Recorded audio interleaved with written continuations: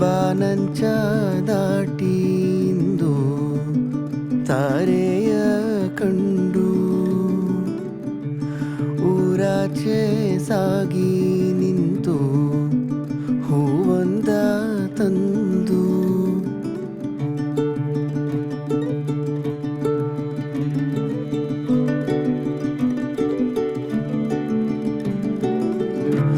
ಬಾನಂಚ ದಾಟಿಂದು ತಾರೆಯ ಕಂಡು